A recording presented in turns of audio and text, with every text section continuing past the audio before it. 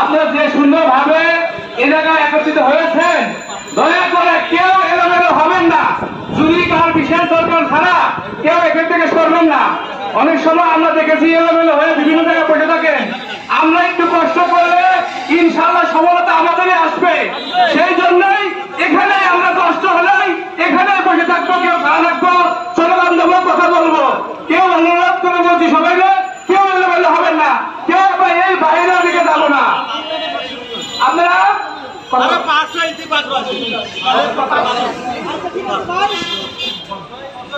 আপনাদেরকে ধন্যবাদ।